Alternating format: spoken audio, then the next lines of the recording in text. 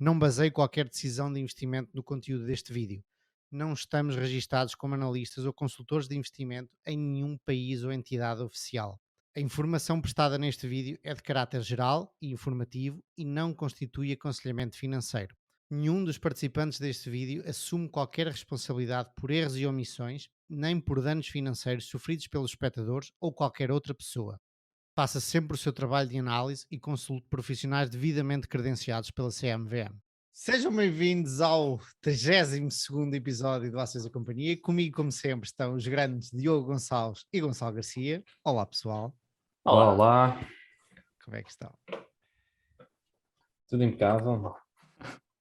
E tu, como é que estás? Esta semana eu guardei, estava a ler ontem o Wall Street Journal e estava a guardar notícias para falar aqui, para esta introdução ser mais animada e falarmos sobre a atualidade. E hoje o Diogo troca-nos as voltas, e para quem nos está a ouvir, hoje é quarta, o Diogo pediu-nos para gravarmos à quarta, e eu, pronto, olha, ainda não preparei nada disso, eventualmente posso abrir o Wall Street Journal se vocês não se lembrarem de novidade nenhuma, mas antes disso, quais são os vossos temas hoje? Bem, eu vou falar sobre o facto de há muitos investidores pensarem que só há verdadeiras oportunidades de empresas pequenas e às vezes não é bem assim. As mega caps também podem ser boas oportunidades de investimento. Muito bom, muito bom. E tu, Diogo? E eu trago um bias específico, que é a dissonância cognitiva. Curioso não, mas eu e o Gonçalo acabámos por escolher os nossos temas a partir da mesma fonte, que é a mesma carta, e este é um bias que todos temos e que aparece muitas vezes no nosso mundo de investimentos e que vale a pena falar mais sobre ele. Boa, E a carta é do Rob Vinal. Exatamente, era aí que eu ia dizer. Eu ainda não li assim muito na diagonal, vi os temas. Demorou a sair, mano. Aquilo é a carta semestral, não é? E só saiu agora, 2 meses depois. Pronto, antes tarde que nunca, e vale a pena esperar por cartas desta qualidade. Olha, estou a ler agora aqui que a Apple plans blood pressure measure no relógio e termómetro no relógio também. Lá está, finalmente estão a fazer aquilo que sempre quiseram fazer, que é tornar o relógio num dispositivo médico, e acho que isto ainda é só o princípio. Boa. Sim, senhor. Houve algumas notícias relacionadas com a Apple também, não é? Na Coreia do Sul, que vão autorizar ou vão forçar a Apple a aceitar outro tipo de pagamentos que não a deles na App Store. Não é? Por exemplo, a Apple e a Google. Apple e o Google, exatamente. Apple e Android. Sim. E eles estão, estão em tribunal nos Estados Unidos precisamente por causa disso. Sim, vai ser. Foi o país do mundo que conseguiu fazer isto, ou conseguiu pelo menos impor regras. Isto em países como os Estados Unidos demora sempre mais um bocadinho, não é? Porque há todo um processo de aprovação legislativo que demora muito mais. A questão é se isto é uma tendência global, não é? Isso vai começar a ser feito na maior parte dos países. E se for, tem algumas consequências para ambas as empresas. Porque eu não faço ideia qual é a percentagem da faturação que elas tiram disto, mas há de ser uma minadora para elas e onde poder levar ali uma cacetada. É espetacular, basta pensar que se uma pessoa fizer um sign-up pelo Netflix, ou Spotify, ou Tinder, e fizer os pagamentos pela app, 30% vai para a Apple ou para o Google, que é gigante. A outra questão interessante que eu não sabia, e relativo com a China, é que na China as taxas são mais altas ainda. O que é uma coisa que me faz muita confusão, que eu ainda tenho que ir investigar porquê, porque eles não têm, não há um oligopólio na China, né? A Apple cobra 30% lá, mas a maior parte das outras stores, e há imensas, cobram mais do que 30%. A Huawei Store lá cobra 50%, e a Xiaomi Store e etc., que são taxas completamente surreais. Portanto, em média lá vai de 30% a 50%. Houve algumas histórias que eu vi que, por exemplo, os gigantes como a Tencent, em alguns casos conseguiram negociar acordos especiais. Isso também aconteceu nos Estados Unidos, com a Amazon e a Apple, mas que as taxas são altíssimas e que também se fala muito disso vir a ser regulado. exatamente como está a acontecer na Coreia do Sul, e que isso é altamente benéfico para uma data de empresas. Neste caso, as empresas de jogos, não é? Como a Tencent, pode vir a ser muito vantajoso, ou a Nintendo, ou outras empresas que vendem muitos jogos para o mercado chinês. Olha, estava aqui a ver, de acordo com a estatística, não abri o relatório, a Apple em 2020, 72 bis vieram da App Store e ela faturou no total 274, portanto 26%, quase 30% da sua faturação vem da App Store. E não esquecer que essa faturação tem muito pouco custo associado, não é como a faturação dos iPhones tem o hardware, também não é muito significativo. Imagino que o preço de um iPhone, 20% seja o hardware. Uhum. Mas o operating income deve ser muito mais elevado. Exato, aquele flui tudo, ou quase tudo, para a bottom line, que é espetacular. Até deve ser dias uma contados, das não. vaquinhas, curioso, é que eles vão Assim, lutar contra isso. Isso não o que pode acontecer, aqui várias coisas podem acontecer. Se eles tiverem que liberalizar isso, se calhar uma machadada grande. Se eles não tiverem que liberalizar nos Estados Unidos, por exemplo, mas forem obrigados a baixar as taxas, se calhar é ligeiramente melhor. Portanto, isso depois também depende de como é que a resolução acontece de país para país. Há um pouco implementou-se algumas regras na Europa com as empresas que entregam comida, não é? Limitando as taxas que conseguem cobrar dos restaurantes. Sim, na Europa foi provisório isso. Acho que a maior parte delas já desapareceram, mas nos Estados Unidos eles estão... Há cidades que implementaram permanentemente. E há processo em tribunal. São Francisco implementou permanentemente esse cap. E agora está em tribunal, vamos ver. Mas sim. É semelhante, mas é diferente, na minha opinião. Porque aí tu tens escolha, não é? Tu podes ir trabalhar com elas, ou até podes decidir trabalhar com outras empresas, não é? Ali é mais monopolista, não é? No caso da Apple, não é? Mas no caso da Android, é mais fácil fazer o download a partir do site. Pois sim. Mas os tipos dão a volta a isso. Eu quero acreditar, por acaso não é bom para mim, nem para nós, não é? Haver um monopólio, mas eu acredito que de alguma maneira deem a volta à coisa. Como. Eu acho que e eu sigo o Tim Sweeney, que é o CEO da Epic Games, que é a tal empresa que está em tribunal com a Apple, e uma das coisas que é mais prejudicial é no lançamento de novas ideias, na verdade é as pequenas empresas, porque se tu fores um pequeno produtor ou de jogos ou de qualquer outra aplicação e queres lançar-te na Apple, tu levares à cabeça 30% de imposto, entre aspas, sobre a faturação, não é sobre o lucro, é sobre a faturação, é completamente, estrangula completamente a capacidade de conseguires fazer dinheiro. Na verdade, é nesses mais pequenos que é o problema, não é? Porque as empresas grandes, levam ali uma talhada, mas sobrevivem, não é? Agora, as empresas pequenas é que é difícil de conseguirem vingar. E pronto, nesse aspecto é anticompetitivo, é mau para nós, mas pronto. Mas é ótimo para a agora mudando de assunto, depois se quiserem voltamos a este. Estava aqui a ver um dos. Eu hoje estive para vos comentar que tínhamos que diminuir ou encurtar isto para a hora que estávamos a pensar inicial, que era 20 minutos por cada tema, mas curiosamente voltam a haver comentários a dizer que não nos preocupemos com o tempo, que a malta vai ouvindo ao longo da semana e vai parando e vai voltando a ouvir. E ainda ontem eu estava a falar com um amigo repórter da Antena 1, que vai fazer também um podcast sobre cinema, e estava-me a falar do tempo que lhe vai demorar a editar e tal, e eu a pensar, editar? Eu pensava, eu só junto os clipes do Zoom e ponho publicar e pouco mais.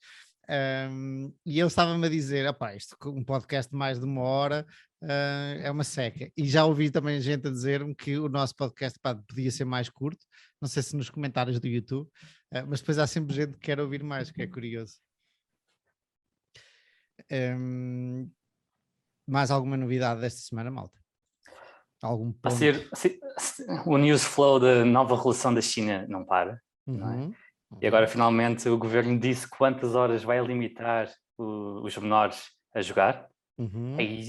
E aparentemente são 3 horas por semana, o que parece. Eu jogava quando era miúdo, parece-me incrivelmente pouco. São os menores de que idade? 18. 18? Yeah. Eu sei que passava dias a jogar. Sim, sim. Pá.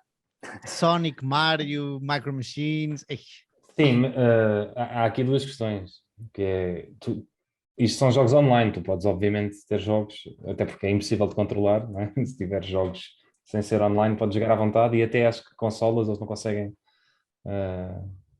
controlar, portanto, isto é tudo que seja jogos online e interativos.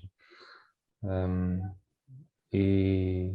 mas mais Mas cedo de ou mais qualquer... tarde que também se consegue controlar na console e no telemóvel. Se não tiverem online. É só... Exato, eles Não, mas o próprio controlam, sistema mas... operativo já pode vir com isso de fábrica. Com controle de quem é que está a jogar, por exemplo, reconhecimento facial, eventualmente, reconhecimento facial. Sim, mas eles já usam, bloqueia. eles já usam reconhecimento facial. Aliás, a Tencent desde 2019 já usa reconhecimento facial para bloquear. Mas isso depois também há muitas maroscas, na verdade. Porque também há VPNs, não é? Para usares, para estás a jogar fora como se não estivesse na China. E há muitos miúdos que usam as contas dos pais e que já usavam as contas dos pais para jogar. Mas com coisa não, com o reconhecimento facial talvez não funcione assim tão Vais ao facilmente. pai pôr a cara e depois continuas a jogar. E aquilo não continua, o tracking? Não, acho que é. Eu não sei como é que é, mas acho que é esporádico, é assim, de hora a hora. Mas sim, é altamente restritivo, de qualquer das maneiras. Mas já o era. Eles antes podiam jogar, eles já tinham limites. Eles antes só podiam jogar, eu acho que era uma hora e meia por dia e 2 ao fim de semana. E agora Porra, é se mais fosse miúdo drástico. na China, revoltava. 1 hora e meia por dia. Quer dizer, 2 ao fim de semana. 1 hora e meia por dia, ok. Durante a semana tudo bem, mas 2 ao fim de semana não é nada. É Ainda estás a assim, aquecer os dedos. é preciso aprender a tocar um instrumento musical e fazer este desporto. Isto por acaso é complicado para eles, até porque eles têm uma indústria de esportes muito grande. E é complicado porque, quer dizer, não é aos 18 que vais começar, ou depois disso, isto é como atletismo, é? Tens de começar desde miúda A a treinar, jogar. não é? Não é jogar, é treinar. Mas também há quem diga que vai haver, a maior parte dos miúdos não vão poder, mas depois aqueles que é para ir para os campeonatos vão ser postos a jogar 10 horas por dia e ter licença A especial para ir sério? jogar. Tipo, campeões olímpicos. Isto são boatos, mas sim. É um tema difícil uh, de chegar a uma conclusão que satisfaça toda a gente, a todas as ideias, porque realmente, acho que no outro dia comentei, fui de férias com vários amigos, com filhos, pá, e o tempo que os miúdos passam, especialmente à hora de jantar, quando estamos nas refeições, em que eles estão a apanhar seca, está a malta a conversar, tal, que eles passam a olhar para o telemóvel, muitas vezes assim, tipo a 5 centímetros do telemóvel, e havia um deles que nem sequer joga, está constantemente a ver outras pessoas jogar Roblox, youtubers a falar, e não joga nunca. Tipo, há miúdos que jogam e veem, mas este nunca joga, este só vê. E eu jogava muito quando era miúdo, mas é preocupante a quantidade de horas que estes gajos ficam a olhar para o telemóvel. Isto foi amplamente aplaudido pela população, pelos pais chineses, na verdade. Eu acho que, na verdade, os efeitos disto, mais do que eles não jogarem ou jogarem, eu acho que eles conseguem sempre jogar, conseguem sempre dar a volta, mas mais do que eles não jogarem ou jogarem, é os pais que passam a ter muito mais controle sobre se os filhos estão a jogar ou não. Vai ser muito mais difícil os filhos estarem a jogar sem os pais saberem. Mas se não tiverem a jogar, vão estar a ver YouTube. Lá não há YouTube, mas outra coisa qualquer. Sim. Vão ter sempre alguma coisa para ver. Estar horas no TikTok é melhor do que estar horas a jogar? Não sei. Pois é isso, é isso.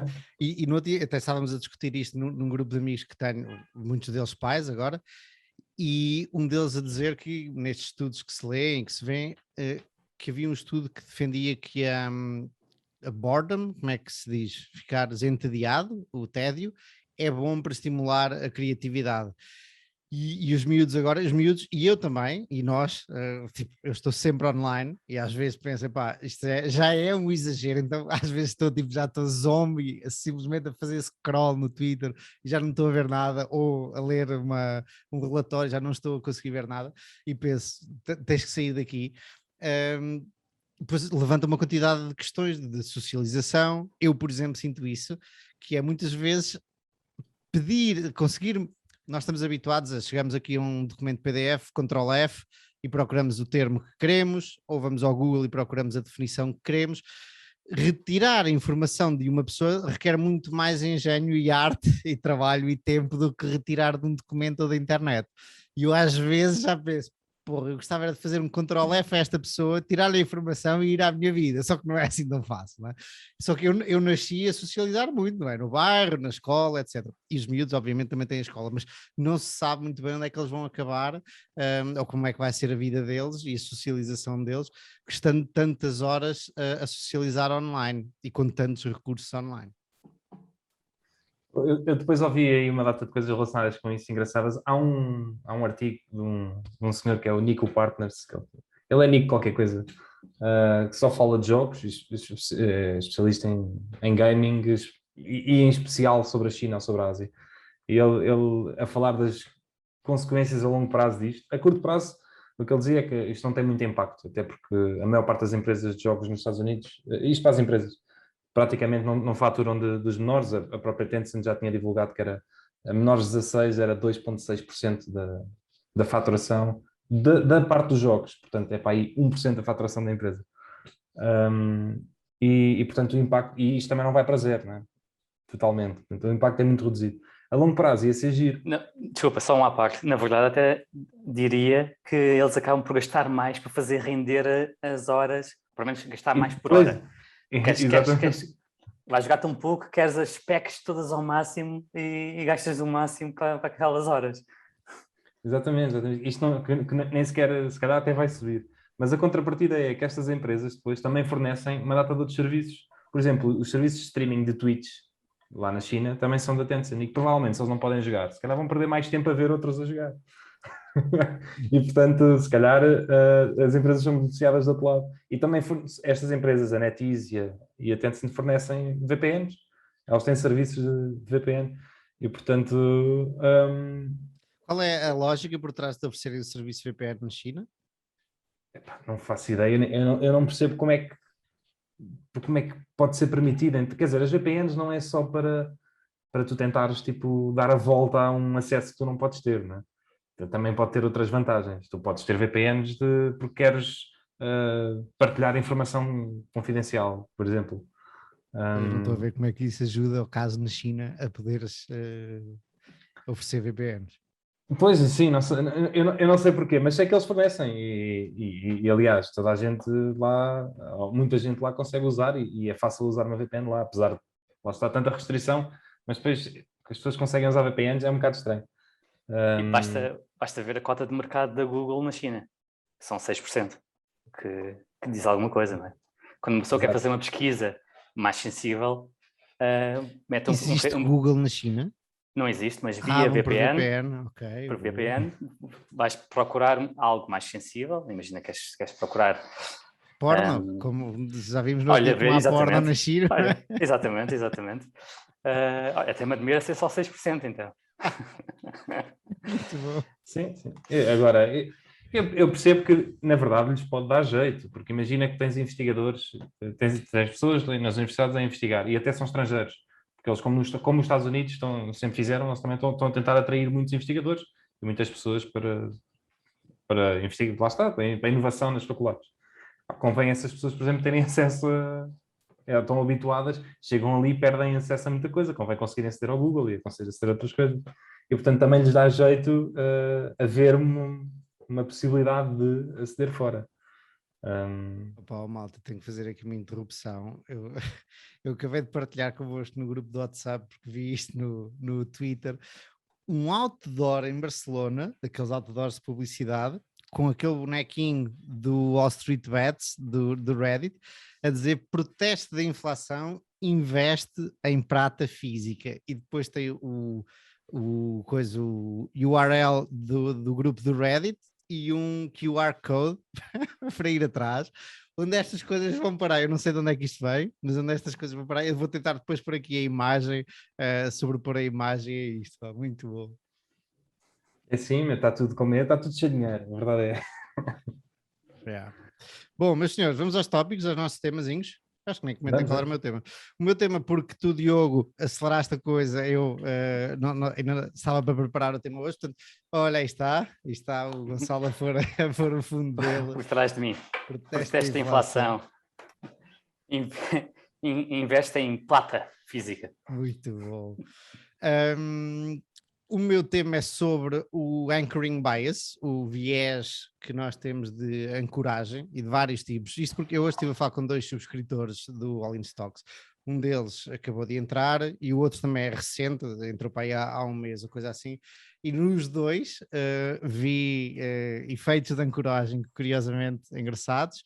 No primeiro foi muito rápido, é um subscritor que vive em Inglaterra e tem é CEO ou é CEO de uma empresa e board e member de outra, as duas startups, e uma delas coincidentemente é uma tecnologia que vem disrupcionar a tecnologia de uma empresa que eu tenho no meu portfólio do All In Stocks. Portanto, eu marquei uma call com ele, uma conversa telefónica com ele, para ele me explicar exatamente a tecnologia que existe no mercado, a tecnologia da empresa que eu tenho e a tecnologia que ele está a trazer para o mercado. E entretanto, no meio disto, estávamos a falar sobre testes à água, legionela, etc, etc. E eu, sem querer, deixei sair acho que esta empresa da qual estou a falar, os testes custam 50€ por teste. E depois fui ver as minhas notas e confirmei, a meio da conversa, confirmei que não tinha nada a ver com isto, os 50€ eram de outro caso, e ele ficou ancorado aos 50€ a conversa toda. E depois e agora tenho aqui uma nota, o Gonçalo no outro dia falou do vinho, que as provas cegas de vinho as provas de vinho são feitas cegas, porque é para as pessoas não ficarem ancoradas ao preço e à marca, que já sabem que é um vinho de qualidade ou que vem dali, portanto já lhe atribui uma qualidade maior, uma nota maior, também é um tipo de ancoragem. Gonçalo, tiraste aí o teu mute. Não, era só se fosse preciso comentar, mas foi exatamente isso que eu disse. E depois, mais tarde, falei com outro subscritor e aí tivemos uma boa conversa sobre anchorage bias ou anchoring bias. E dos vários, e vocês complementem se lembrarem de mais algum. Eu lembro-me aqui de 2 ou 3. Antes de entrar numa ação, existe a ação subiu muito, e nós não vamos entrar porque achamos que já vamos tarde demais. Já duplicou, já triplicou, não vou entrar. E foi esse anchoring base que aconteceu ao segundo subscritor com quem eu falei hoje, e já vou avançar com essa. Outra, antes de entrar, esta ação desceu muito, ou seja, está a descer muito, vou esperar mais um bocadinho para ver se ela desce mais, para comprar ainda mais barato do que está. Isto são as duas antes de comprar, eventualmente há mais, se quiserem comentar alguma, vamos a isso. E depois há mais, depois de já entrar na posição, depois de já ter comprado a empresa, há aqui várias, e isto que depois confunde-se ou mistura-se também com a estratégia de investimento. Eu tenho, por exemplo, 2 casos no meu portfólio, que é à medida que ela vai subindo, vamos cortando, ok? Porque ela começa a aproximar-se do nosso preço objetivo, valor intrínseco, base case, o que lhe quisermos chamar. Vamos cortando a posição, vamos diminuindo a posição, e uma vez falámos sobre isto do Gary Michuris, é normalmente o que faz. E isso é um caso diferente, vamos aumentando a posição. Eu tenho estes 2 casos, porque é uma empresa que não cresce muito, e eu acho que ela vale, vamos dizer, 100 e está a 60, portanto, à medida que se for aproximando dos 100, e eu acho que não vai valer muito mais do que 100 nos próximos anos, eu vou cortando e vou realocando essa posição, mas existem outras que eu acho que hoje valem 100, estão a 60, mas amanhã vão valer 200 e depois de amanhã vão valer 300. Portanto, existem estas duas coisas.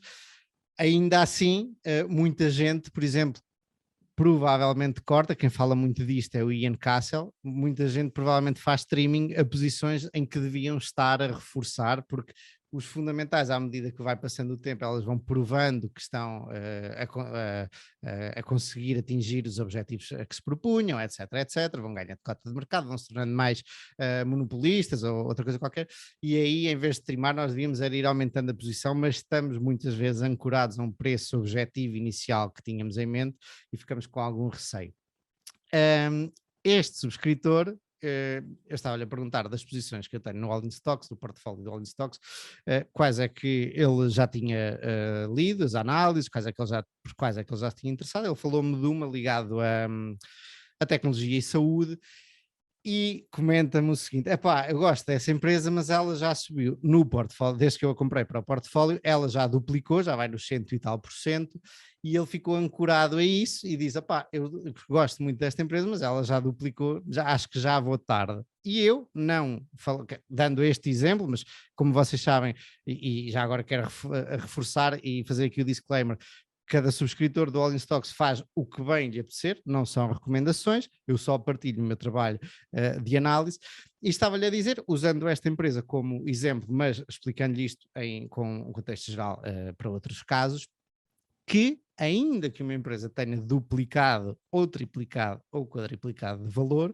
não quer dizer que ela não esteja ainda mais atrativa do que estava inicialmente, que para mim é o que acontece com esta empresa em questão. Hoje em dia, por causa de vários desenvolvimentos na indústria e na empresa, o risco é significativamente mais baixo hoje em dia, o risco de perder dinheiro, do que quando eu investi nela a metade do preço do que está hoje, além de que o potencial está mais garantido, ok? Se é que existe alguma coisa como futuro garantido, mas o intervalo de resultados é mais estreito hoje em dia, o que para nós é melhor, porque torna-nos o nosso trabalho de estimar o futuro mais fácil, e não só é mais estreito o intervalo de resultados, como é mais provável que aconteçam esses resultados. Portanto, hoje, mesmo depois de duplicar, eu considero, para mim, e façam sempre o vosso trabalho de análise, que a oportunidade é ainda melhor do que há 100% atrás era. Portanto, eu acho que é, neste caso desta empresa e de outras, mas no caso desta empresa, e se há um espectro entre especulação e investimento, as fronteiras não são completamente bem definidas, esta empresa passou de uma especulação educada para algo mais parecido com investimento do que com especulação. E aí está, era só isto que eu tinha a comentar hoje, mas se vocês tiverem inputs, tenho todo o interesse em ouvir algum caso vosso específico ou que tenham visto de anchoring bias e alguma aprendizagem que tenham tido ao longo da vossa carreira profissional como investidores. Eu, sem dúvida, que o que me custa mais, e eu sinto muito isso em mim, o anchoring bias mais óbvio que eu sinto em mim, é quando estou interessado em comprar uma empresa que já subiu bastante. Lá está, o ter subido 100% no último ano, assim. E o que eu relembro sempre é que eu não estava a analisar esta empresa há um ano atrás, portanto, o que eu tenho de fazer agora é desligar da evolução do preço, só olhar para o preço atual, e agora é que eu posso ou não tomar a decisão de comprar, porque eu não posso, quem me dera, poder viajar no tempo e comprar há 100% atrás, não é? Portanto, o que temos de fazer é comprar tomar a decisão com a informação que temos hoje. Curiosamente, custa muito menos depois comprar algo que caiu 50%. E lá está, isto também é outra forma de anchoring. É uma sensação completamente falsa de sentir-me mais perto do que quem comprou a um preço superior ao meu. O que é ridículo, claro. Pode ter acontecido muita coisa interessante. Eu concordo em absoluto com essas duas coisas que tu disseste. Eu acho que isto é geral. É muito mais fácil para nós sentirmos tentados a comprar uma coisa que é 50% do que a subir 100%. Mas é engraçado que até aí, isso é o certo a fazer seria ao contrário, porque há vários estudos que dizem que se tu compras ou só olhas para as empresas que estão em máximos do ano, não é? Ou seja, imagina que chegas ao final do ano e olhas para todas as empresas que estão em máximos e só compras essas, e as empresas que estão a caíram 50% nesse ano, é mais provável que tu tenhas bons resultados a comprar aquelas que estão em máximo daí para a frente do que aquelas que caíram 50%. Porque lá está, nessas que estão em máximos, há muitas que simplesmente estão caras. mas é nessas que normalmente costumam estar os outliers. E, portanto, ao comprares um basket dessas, apanhas aquelas Amazons e Apples e basta-te uma ou duas dessas para, se mantiveres, para teres o sucesso. Enquanto, no contrário, se calhar apanhas coisas baratas, mas também apanhas muitas que estão a cair a 50% por algum motivo. Eu, apesar de concordar contigo, Diogo, a minha presente opinião, atual opinião ser essa, eu acho que já ouvi estudos que dizem as duas coisas, ok? Dependendo de que altura do último século é que os estudos focam, de que intervalo de tempo, e há nuances aí que já ouvi as duas coisas, mas entendo perfeitamente, isso tem toda a lógica. Sim, um bom contraponto àquilo que acabaste de dizer é a estratégia do Michael Burry, que é exatamente ver o que é que caiu mais nos mínimos anuais e comprar aquilo que está completamente desfavorecido. Mas eu tendo a concordar contigo que lá está, não só por aquilo que acabaste de dizer, por apanhar os outliers, mas também por haver este enviesamento a ser praticado pelos outros investidores. Portanto, há mais gente relutante a comprar algo que tem estado a subir muito e, portanto, isso faz com que talvez ainda seja uma boa oportunidade. E lá está, e ao mesmo tempo há mais gente relutante a vender algo que já caiu muito, para não ter uma perda realizada, e poderá ainda fazer sentido vender algo que caiu bastante. Pronto, aqui, mas claro, como tudo na vida, não há verdades universais, não é? Há só aqui uma tendência generalizada. Isto é tão importante que o Warren até costumava dizer que ele preferia ler os relatórios antes de saber sequer o valor, a estudar a empresa antes de saber quanto é que ela está cotada, do que já saber a priori, lá está, porque ia ficar com esse anchoring bias. Eu quando comecei a investir, no primeiro ano, tinha uma folhinha de Excel com uma quantidade de métricas, que já aqui falei, e fazia isso. Tentava sempre pôr lá primeiro as métricas todas e ver, eu compraria isto a que preço, e depois sim pôr o preço, e depois deixei de fazer isso, se calhar erradamente, depois deixei de fazer isso, mas é um exercício espetacular, como o exercício tipo de olhares para as contas de uma empresa sem sequer saberes que a empresa é, também é um exercício muito bom para entenderes o que é o balanço de um banco, o que é o balanço de uma distribuidora de retalho, por exemplo, para aprenderes. Mas esse exercício de não ver o preço é bom porque o preço ancora-te logo. E da última vez, na nossa última conversa, o Gonçalo, eu lembro quando disse que pá, a maior parte, ou quase todas as minhas posições, eu vi alguém a investir nelas, e eu lembro que o Gonçalo, todas, assim meio escandalizado, e claramente há aí também um anchoring bias, sem dúvida, porque se já vem recomendadas por alguém que eu admiro, à partida eu vou ter uma tendência para querer comprá-las, ou por achar que a autoridade, já que aquele tipo a tem, eu também, se a tiver, ele sabe mais do que eu, se a tiver, não me vai correr mal, e mesmo se correr mal, o tipo também corre mal, portanto não há problema se me correr mal a mim. Existe isso, não é? Obviamente. Vamos juntos, não é? Exatamente. Mas lá está, eu depois tento fazer o trabalho, não faço o trabalho e tento abstrair-me disso dentro do possível. Esse anchoring, não é? Esse envezamento chama-se social proof. Não é? Alguém já estás a investir em algo que já foi validado. É social proof e authority bias também, é uma mix das duas. Mas isso tem graves problemas. O Charlie uma vez conta a história de juntar uma data de pessoas, né, das mentes mais brilhantes, para tentar descobrir tipo, os melhores investimentos, e aquilo saía sempre um tiro furado. E depois ele nem sequer explica o porquê, né, quando explica essa história. Eles tinham ali 10 gajos, as pessoas mais brilhantes de sempre, mas e a ideia era juntar aos 10, eles terem ideias, debaterem e depois escolherem as melhores ideias. E aquilo saía sempre, eles tinham resultados horríveis.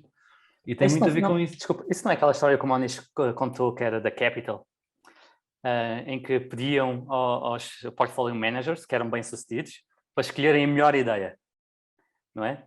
E eles depois iam fazer um fundo das melhores ideias. Era isso mesmo, era isso. E verificavam se as melhores ideias batiam ou não batiam o resto do portfólio. E não batiam. Isto foi uma conversa. E não batia. Numa conversa de quê? Desculpa lá, te interrompi. O Moniz, quando explicou isto, disse que foi uma conversa que o Charlie Munger trouxe para o jantar e perguntou a opinião aos presentes, e Uhum. depois a conversa seguiu para outros assuntos não houve closure, ou seja, não houve uma conclusão do pensamento de Charlie naquele jantar. Mas claro que o Moniz não se esqueceu e num jantar futuro lá tentou procurar o porquê. E o que o Moniz disse, que o Charlie disse, foi que basicamente há aqui um availability bias. Normalmente a ideia que eles propõem não é possivelmente a sua melhor ideia, é só a ideia que têm estado a trabalhar mais. Mais recentemente, ok, Mais vou. recente. A ideia mais recente e que aquela que tem estado a fazer o pitching, é aquela que tem ido aos comitês e afins. E que está mais presente na cabeça deles. Exatamente. Essa é a opinião dele. Há uma quantidade de bias, nós não somos máquinas, não é? Porra. Sim, Eu gajo- e o nosso apuramento genético não é feito para investir, é feito para sobreviver na natureza. Agora lembraste-me de uma coisa, deixa-me só, Diogo, não te esqueças de onde vais, só para não me fugir o pensamento. Eu ontem fui fazer, estou um bocadinho revoltado com o mundo do Pilates em Lisboa. Eu tenho várias dores de costas, etc, etc. E agora decidi que quero experimentar Pilates e ontem fui fazer uma aula de Pilates perto do Saldanha, em Lisboa, ao que é, pelos vistos, o único estúdio ou a única cadeia de estúdios de Pilates em Lisboa que usa as máquinas originais do Senhor Pilates. Todas as outras usam só uma, tipo nos ginásios há uma máquina de Pilates. Este é um estúdio com uma porrada de máquinas de madeira, parecem máquinas de há 100 anos atrás, mas interessante, eu gostei muito. Depois fui a ver o preço e uma hora por semana, isto one-on-one, com o treinador, sem ser aula de grupo, que é recomendado ao início porque há uma quantidade de exercícios. Uma hora por semana, por mês são 200 euros. Eu fiquei parvo. Mas a história é, ao fazer aquilo, eu estava a fazer vários exercícios e o treinador estava-me a dizer, pá, controla o pescoço, faz isto ao pescoço, controla os abdominais, não te vires para a direita, e era uma quantidade de coisas que eu tinha que ter em mente que, epá, a certa altura estava completamente descoordenado e esquecia-me dos pés de um lado e dos abdominais do outro e tal. E estes bias estavam a parecer a mesma coisa, um tipo, ok, isto, tem que controlar este bias, mas nem se apercebe que está a fazer o outro, ou outro, ou outro, ou outro. Mas daí a importância lá está, do que falas várias vezes, ter um procedimento, ter um processo, ter uma checklist, antes de cada decisão de investimento, ires ver a checklist, ou seguires o teu procedimento à risca, e aí evitas realmente ter um bias, não sei se evitas, mas reduzes a probabilidade e consegues ter atenção a todos sem ter todos presentes na tua memória. Boa, muito bem dito, Gonçalo. Diogo, desculpa mas lá. Acho que sim, interrompemos ali o Diogo, força. Não faz mal. Eu estava-me a lembrar isso que estavas a dizer do perfil de investimento. Eu já não lembro qual é que era a tua conclusão quando disseste isso. Estás a falar para quem? Para mim ou para o Gonçalo? Era o Gonçalo.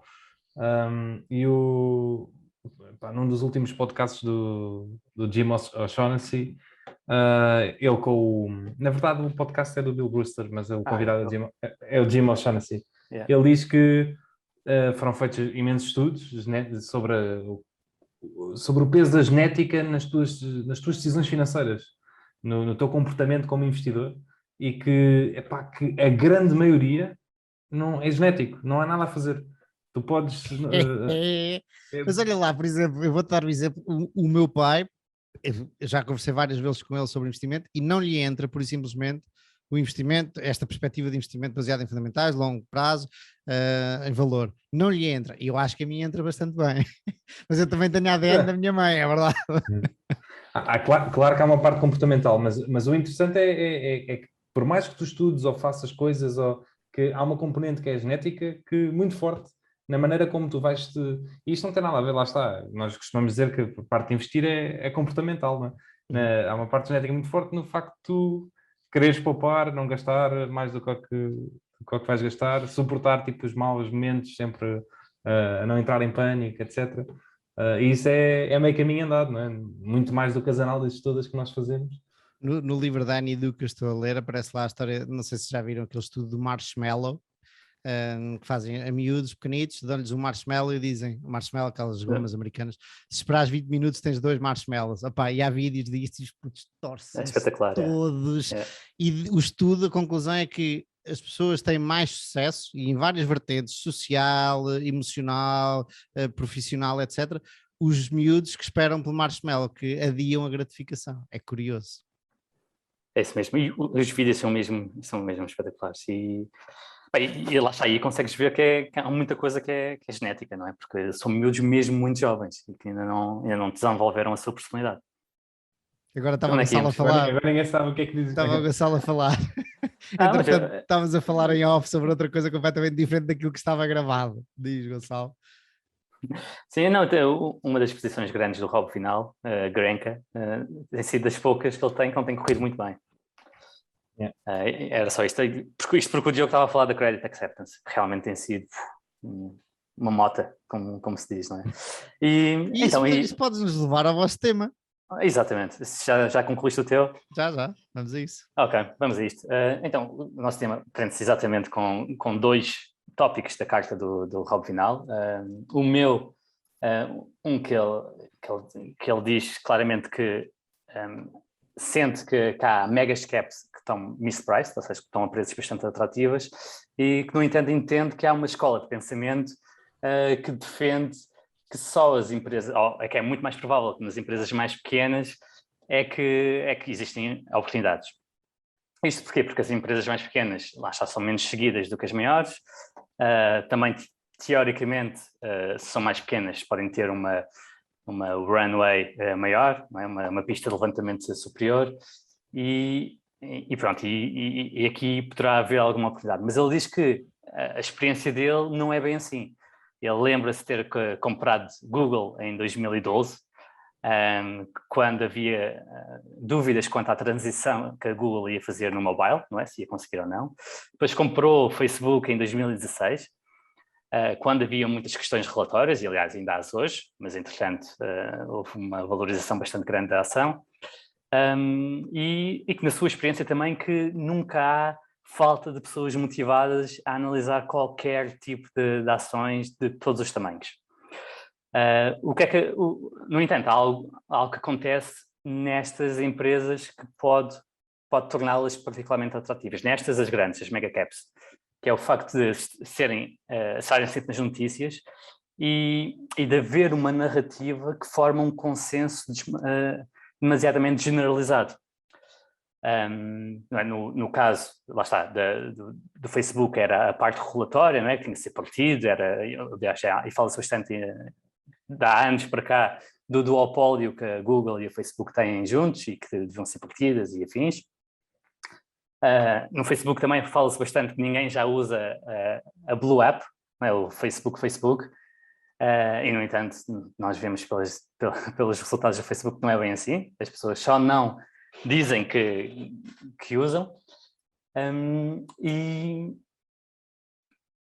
pronto, e este facto permite algumas oportunidades. Eu pensava muito assim, lembro-me, olhando para mim como um investidor que está aqui a aprender e que não sabe tudo, eu antes só me focava em small caps, em empresas ilíquidas, e pronto, e depois de ler isto fui realmente olhar para o meu portfólio. Eu tenho cerca de 20 empresas, 4 das quais mega caps. Destas 4, 3 só comprei em 2020. Portanto, só muito recentemente é que me senti confortável, ou senti que mesmo em coisas óbvias, e eu aliás posso dizer as 3 que comprei em 2020, são coisas relativamente óbvias, não envolvem nenhuma análise espetacular. Em 2020 comprei Berkshire, Alphabet, Google e Facebook. Portanto, Estás a dizer que a Tencent não é uma mega cap? Não estou a perceber. Não, mas essa eu não comprei em 2020. Tencent tinha sido a Essa única foi mega cap. 2017, não foi? Exatamente, foi a única mega cap. As 4 está inclui também a Tencent, e a Tencent comprei em 2017, mas lá está, pus uma posição pequena e a achar, isto já está tudo priceado, isto é muito grande, mas pronto, vai lá, gosto da empresa, é comprar a Google e a Facebook a desconto e afins. Pronto, foi um bocadinho esse o meu racional em 2017. Portanto, comprei apesar de ser mega cap, enquanto aqui as outras 3, o facto de ser mega cap já não pesou tanto. Deixa-me só fazer uma à parte que eu acho que tu não comentaste, que foi esta conversa do Rob Vinal, veio porque ele comprou Slack e a Slack foi comprada pela Salesforce e entretanto ele apercebeu, ele já tinha seguido a Salesforce, ela tinha estado na empresa, eu nem imagino quantas empresas é que o tipo já visitou, mas já ela tinha estado várias vezes na Salesforce, na sede da Salesforce, diz ele, se não estou em erro, e olha, isso foi a única coisa que eu li da carta dele. E que depois da Salesforce comprar a Slack, ele se interessou, deixa cá ver um bocadinho mais e foi estudar a Salesforce e agora comprou.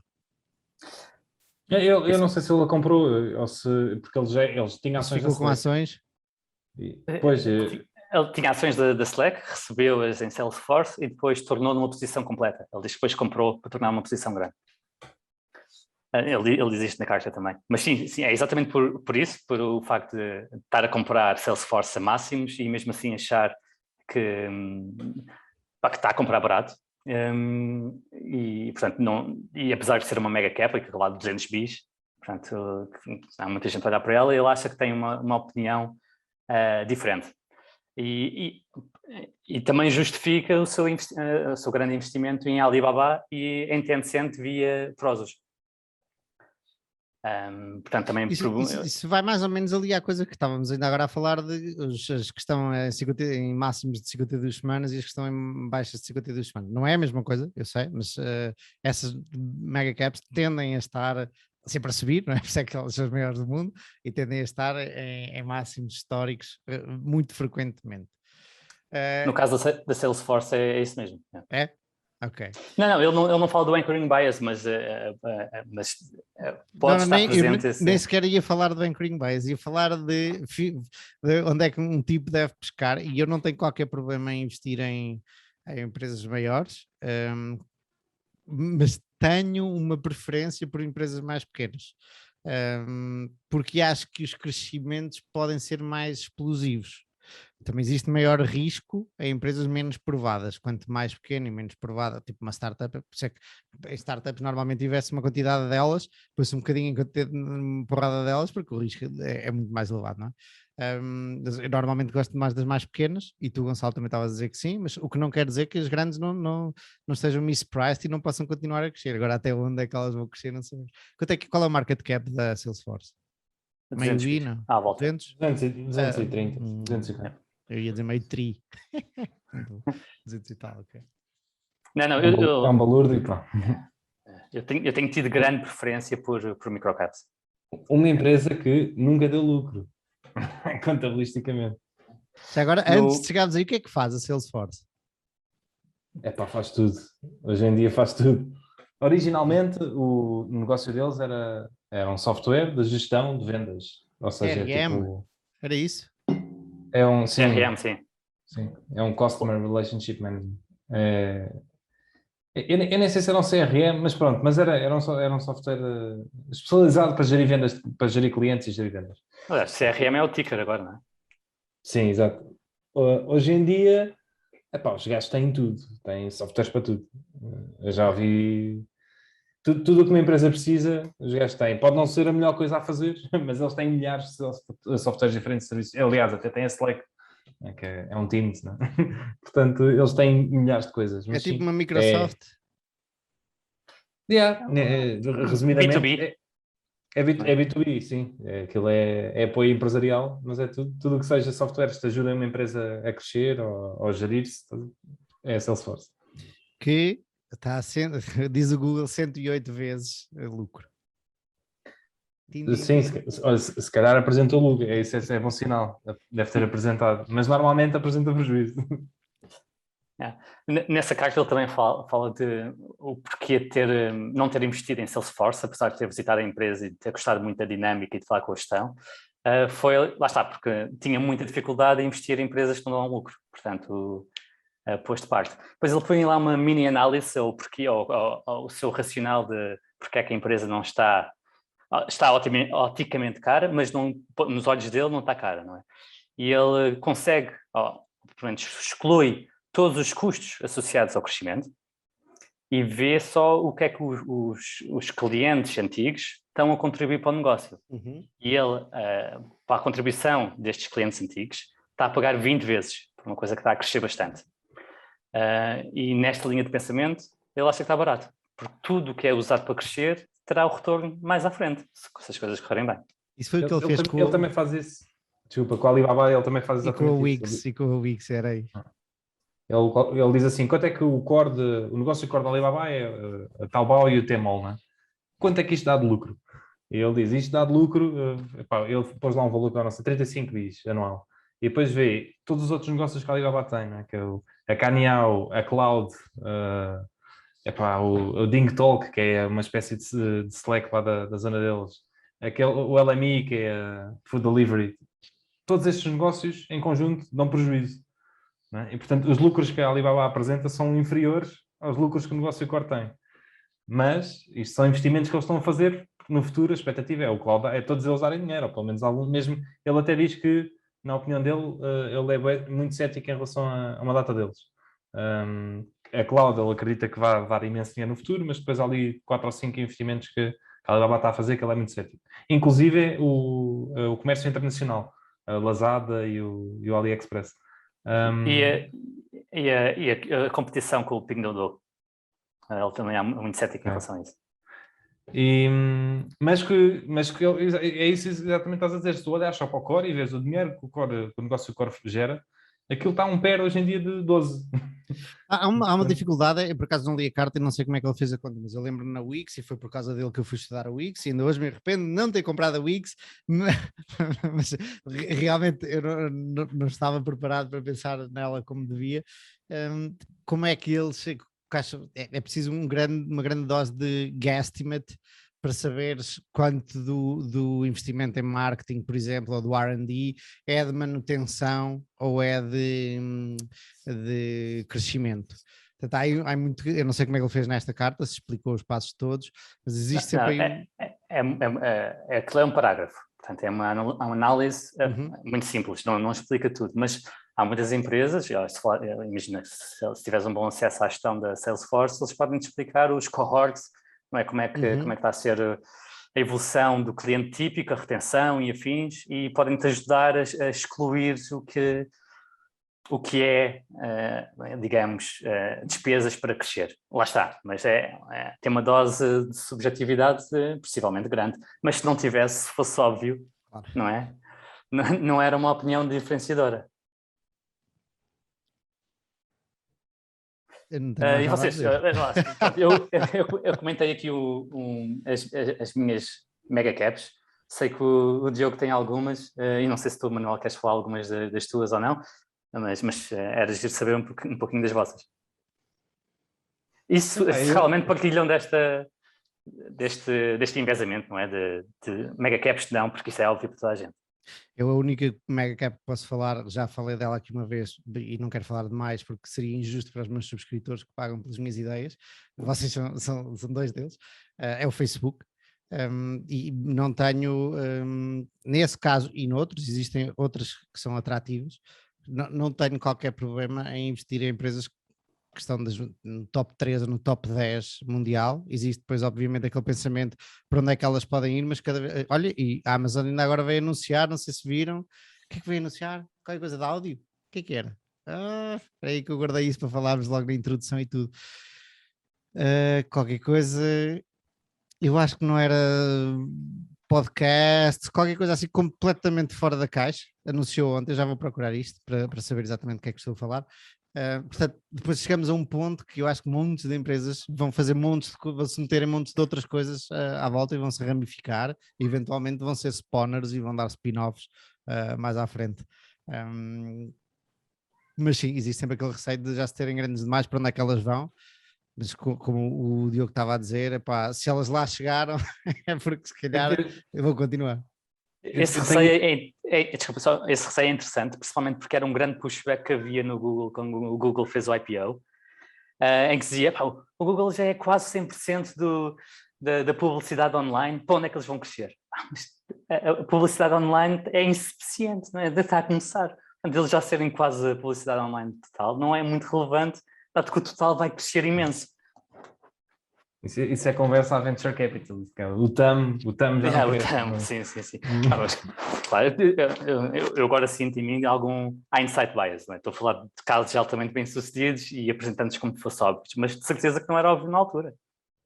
Eu sou bastante cético em relação às mega caps em agregado.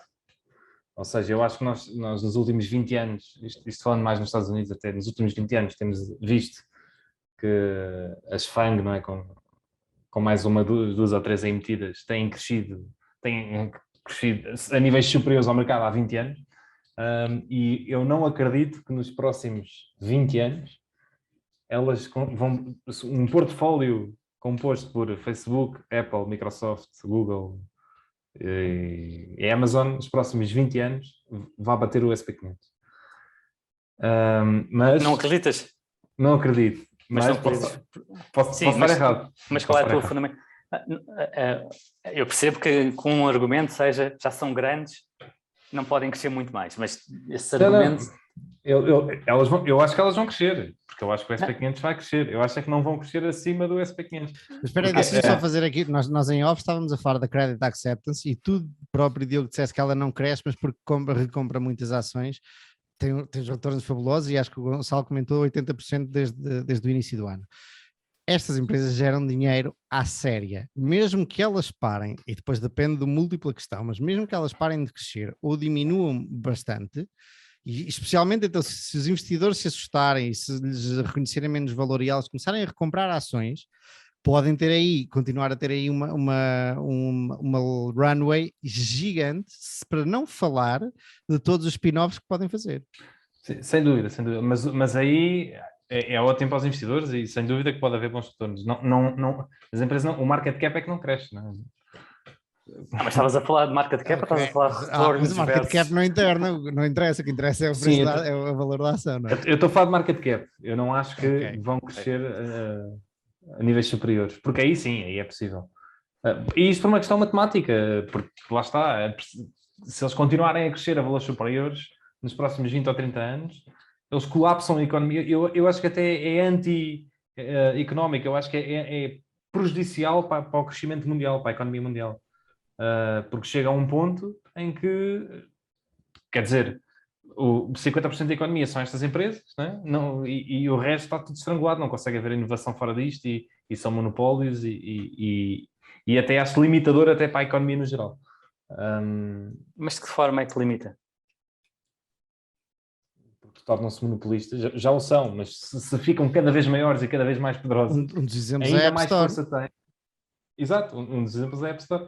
Ficam ainda mais, cada vez ganham mais força e cada vez estrangulam mais competição, não é? E acabam com o Diapers.com e acabam com a Duracell porque põem-te à frente as pilhas da Amazon mais baratas. Opá, obviamente.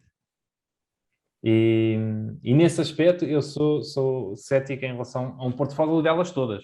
Não quer dizer que não possa haver uma ou duas delas que continuam a crescer a 30% ao ano durante imenso tempo. E aliás, eu estou a dizer isto, mas quem tivesse esta aposta nos últimos 10, 20, 30 anos estava a perder e provavelmente até posso estar errado. Mas esse argumento era possível ser feito há 5 anos atrás também. E se calhar daqui a 5 Exato. Portanto, não deixa de ser um... Desculpa, disseste o gatinho, sim. Ele está aqui um bocadinho... Podes trazê-lo para o teu colo para vermos o gato. Ele quer ir lá fora, ele gosta de ir ao corredor passear. Não está aqui ao pé. Mas se ele passar por aqui eu mostro. Ok. A Amazon é live áudio que está a meter. Ok, é tipo... Spotify, parece. Como é que se chama aquela... Não, o Spotify não tem live. Como é que se chamava? É Clubhouse. Sim. Aquela Clubhouse. Uhum. E o Space do Twitter, não é? Spaces. Yeah. Mas estávamos a falar de esse argumento, que seriam muito da economia, mas elas, na verdade, não são muito da economia, elas são muito da captação bolsista do S&P 500. Mas, como já falámos aqui, isso não é representativo da economia, especialmente neste momento, em que estas juntas são para aí 25% do índice. E não há nada que... E não há nada da economia americana, sim, porque elas são mundiais, né? Mas não deixa de ser... Não deixa de ser da economia mundial, mas eu percebo esse argumento, e acho que ainda há algum espaço de manobra, mas acho que isto tem que ter um limite. Elas não podem, aliás, aqui a questão é, elas não podem crescer ad eterno acima do SP500. Obviamente, aqui a única questão é qual é que é o limite. Exato. Se o limite é 5 vezes o tamanho delas agora ou não. É que muitas delas, pelo menos Facebook e Google, estão a cerca de 30 vezes os resultados. Se crescerem 3 vezes, já estás a comprá-las por 10 vezes. Portanto, não é? E 10 vezes para negócios desta qualidade, com poucos requerimentos de capital e escorregarem, e tudo é cash, não é? Não há, o lucro é mesmo cash. Não parece caro. Agora, se não crescerem 3 vezes nos próximos 10, 20 anos, se calhar aí já não está tão barato. Elas até podem, agora todas crescerem 3 vezes, já é... Não é, nem é todas. Exato, é mais, é a maioria. Sim. Para mim é muito complicado ver uma Amazon a crescer 3 vezes, quer dizer, 10 trilhões de market cap. Neste momento já vai a 2,5, né? 10 trilhões eu não sei qual é que é o PIB americano, mas não está muito longe. Eu lembro-me quando é para o inteiro, mas... 21 trilhões em 2019. Começa a ser absurdo, não é? E se fizer mais 3 vezes a seguir? Não, a história é que, por exemplo, o comércio eventualmente pode fazer o shift, pode deixar de haver muito, e já uma vez falámos há bastantes episódios atrás, pode fazer o shift do offline para online, e daí até a coisa pode nem crescer, ou seja, o comércio pode não crescer, e agora estou a falar do comércio, ou do advertising, ou de outra coisa qualquer, pode nem crescer, mas pode ser só transferido para estas empresas, como tem vindo a acontecer. Sim, mas isso é prejudicial, não é? Sim, depende para quem. Se fores acionista, não. Se fores cliente, sim. Sim, e pode... temos sempre o risco regulatório, não é? A Standard Oil também tornou-se de tal forma dominante que foi partida. Lá está, mas havia um conjunto regulatório que permitia que fosse partida mais facilmente. Mas mesmo assim, foi partida em partes e cada parte, no seu todo, deu muito bons retornos aos acionistas de cada parte, não é? Se tu partires o Facebook em várias partes, já fica um bocadinho mais fácil perceber mentalmente como é que cada parte vai crescer imenso. É relativamente... Sim. E eventualmente a soma das partes pode ser muito maior do que o atual market cap. Não digo Facebook só, digo Facebook, Google, Amazon, etc. Como tem várias divisões, eventualmente até separadas até podem valer mais, não, podem valer menos, obviamente, porque o poder de estarem todas juntas, por exemplo, no Facebook é incrível porque há há informação cruzada, não é? Mas separado um Google Maps talvez não esteja cotado ao preço certo no market cap da Google, talvez. Se for sozinho... Para além disso, a Google estás a pagar cerca de 30 vezes e nestes 30 está incluindo tudo o que eles chamam other bets, que tira para aí um terço. Sim, perde muito dinheiro. E está também a Google Cloud, também perde imenso dinheiro. Portanto, tens todas estas opcionalidades que estão a ser financiadas com o dinheiro de Search e do YouTube. Lá está, é difícil, dada a dimensão que estão, tentar imaginar ainda como é que podem crescer mais. Mas eu lembro perfeitamente de ler na Economist um artigo que quando o conjunto destas empresas chegou a 1 trilhão, a Economist fez uma capa a dizer The Trillion Dollar Bull. E ela está para os perigos disto não ser sustentável. Isto era quando o conjunto das empresas chegou a 1 trilhão, o conjunto, não é? Quando a Apple chegou a 1 tri. E agora, aos dias de hoje, com a informação que temos, pagar 1 trilhão por elas todas, era dado, não é? Imagina. Eu não sei se a regulação, depois nem queria entrar muito por aqui para não interromper os vossos temas, e porque gostava de ouvir falar mais da carta. Especialmente com a China e com a possibilidade das megacaps da China saírem e o risco que isso pode ser para um governo americano, ok? Não sei se a regulação é um perigo assim tão grande, porque quanto mais poder estas empresas tiverem mundialmente, mais difícil será as outras de entrarem, ok? Quanto mais consolidado estiver o mercado. Portanto, não sei se não é como uma arma de defesa. Não, esse foi um argumento que até acho que foi o Charlie Munger que comentou na Assembleia Geral da Berkshire, que não faz sentido tentar acortar as asas a estas empresas. Porque lá está, tu queres que as empresas dominantes do mundo, do ponto de vista do americano, sejam americanas, e do ponto de vista da China, sejam chinesas. Faz muito mais sentido para a tua economia e para o teu poder geoestratégico. Por outro lado, os Estados Unidos são uma democracia, e a democracia, a percepção acaba por ter muito, muito peso. E a percepção que estas empresas são dominantes e são monopolistas pode pesar mais do que o interesse geoestratégico do país. Enquanto isto por causa das eleições. Por causa das eleições, exatamente. Na China isso não acontece. Na China isso é um bocadinho menos importante. Eu li hoje que a Amazon estava a contratar o mesmo número de pessoas que tem o Facebook. Ou seja, que estava a contratar um Facebook inteiro. Mas são negócios completamente diferentes, não? Sim. Não são todos programadores. Mas essa história que estavas a dizer, ele fala lá na carta de ser muito mais difícil num país ocidental. Eu acho que para mim até foi um dos pontos mais importantes da carta, debater Ocidente-Oriente, que é muito mais... Isso liga ao teu tema da dissonância cognitiva. Sim. Que é muito mais difícil no Ocidente agir, tomar decisões, não é? Porque há uma data de checks e double checks. Se uma pessoa quiser tomar alguma decisão, uma regulamentação nova, etc., tem que passar por uma data de avalos, tem que ir nos Estados Unidos, tem que ir ao Senado, tem que ir ao Supremo Tribunal se precisa.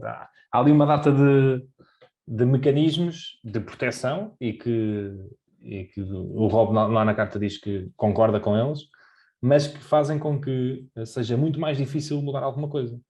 Esse mecanismo na China não acontece, e, portanto, é muito mais rápido mudar alguma coisa. E ele diz uma frase interessante, que é, no Ocidente é muito mais difícil implementar regras novas, regulações novas, mesmo as boas, e na China é muito mais fácil implementar essas regras, mesmo as más. E depois ele acaba a dizer que, no entanto, numa sociedade em mudança cada vez mais rápida, e em que as coisas estão a acontecer cada vez mais rapidamente, provavelmente, na opinião dele, ele acha que é um net positive uma sociedade consiga agir mais rápido e tomar decisões mais rápidas do que o contrário. E, portanto, nesse caso até pode ser benéfico. Ele vê este ponto em particular da política chinesa como algo positivo.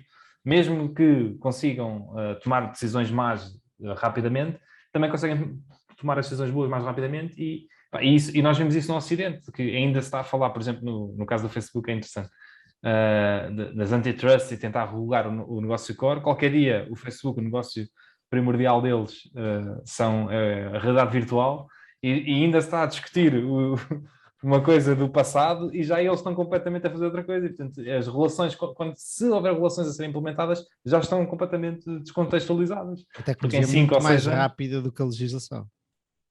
E esse é um problema. Esse é claramente um problema que depois há outras vantagens em as coisas serem assim.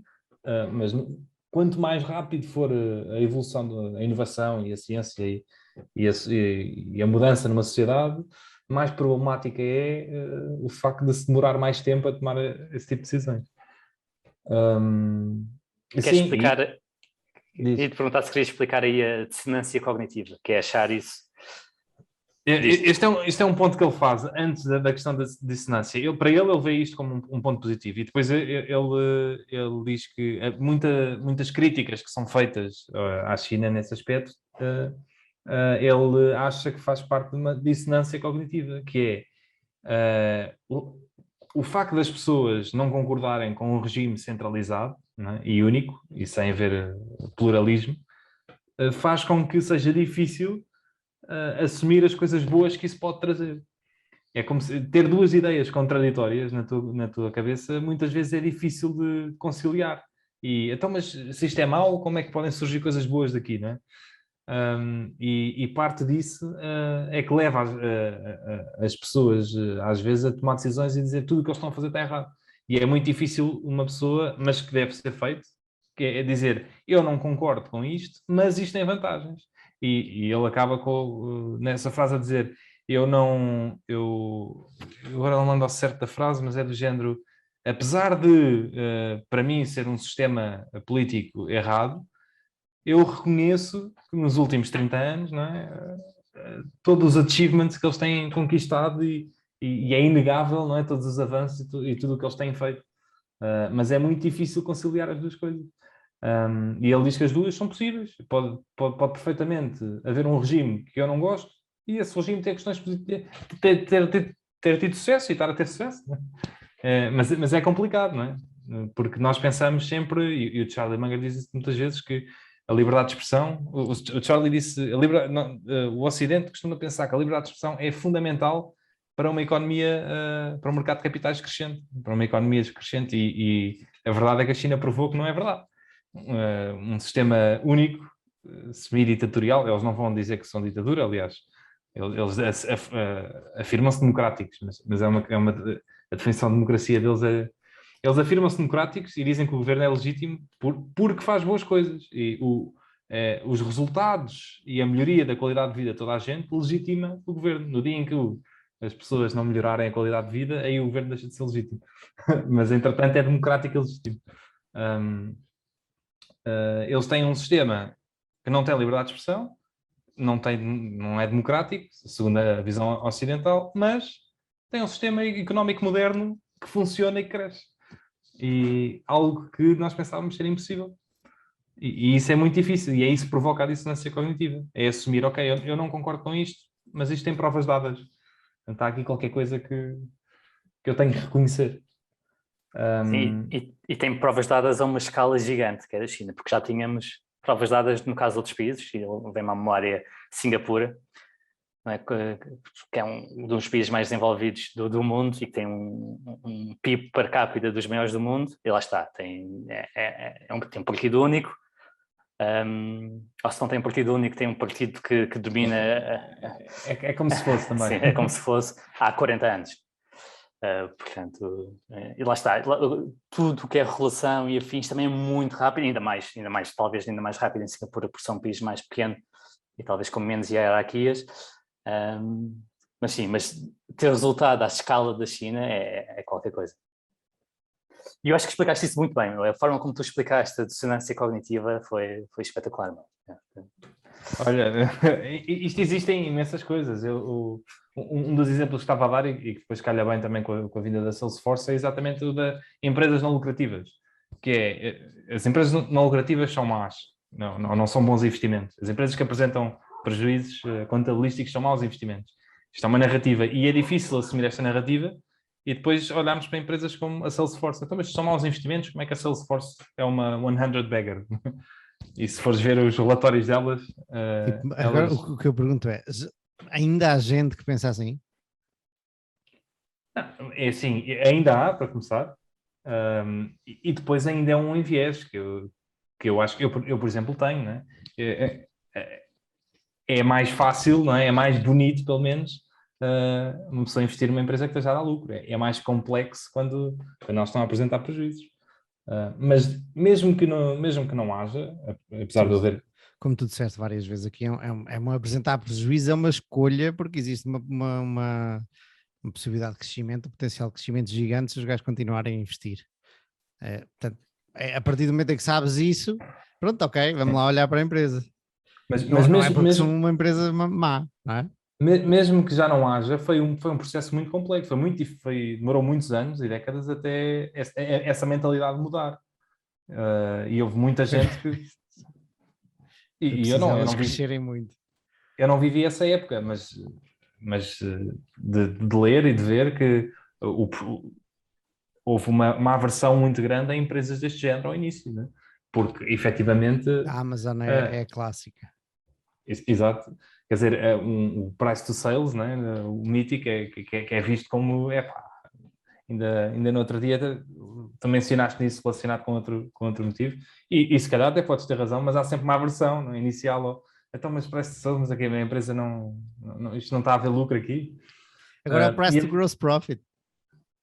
Foi exatamente. E a verdade é que se fores a ver, e toda a gente concorda com isto, as melhores empresas são as que têm um retorno sobre o capital mais alto e conseguem reinvestir todo esse capital. Mas se todo esse reinvestimento forem intangíveis, não é? Contabilisticamente os intangíveis são expense, não são capitalizados. Portanto, a melhor empresa do mundo que se estiver sempre a investir praticamente só em intangíveis, nunca tem lucro, não é? Porque está a reinvestir tudo, não é, no seu futuro. Consegue reinvestir todo esse capital para ter mais retornos futuros. Mas a dúvida é, e o Gonçalo já falou sobre isto uma ou duas vezes, é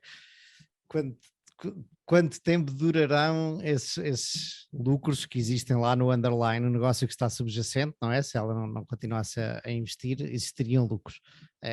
Qual é a duração desses lucros? E com a tecnologia é mais difícil de saber do que outra coisa, porque a tecnologia tem um ritmo de mudança gigante. Eventualmente, quanto mais sticky é melhor. Se tiver uma subscrição para usar, por exemplo, uma de arquitetura, a Autodesk tem o AutoCAD, que toda a gente usa, agora já há programas melhores, mas foi a coisa, é o gold standard. E é muito difícil agora os gabinetes irem treinar toda a gente em programas novos, perder dinheiro, perder tempo, etc, etc. Mas outras, se calhar, não são tanto assim. Portanto, a dúvida aí está, muitas vezes, é na duração ou na durabilidade do negócio, do software. Sem dúvida alguma. Mas pronto, esse é outro tipo de dissonância. E nós temos muitas, não é? Sempre que, e a mais comum, na verdade, é sempre que nós temos uma posição e aparece a informação contrária, não é? E a nossa tendência sempre é negar essa informação contrária, porque se nós temos a posição é porque achamos que ela é um bom investimento para o futuro, e a informação que nos diz que não é, tende sempre a choca com a nossa narrativa, e portanto sempre que isso acontece há um processo de dissonância. E é muito complicado lidar com isso, e o ideal é olhar para factos e tentar perceber.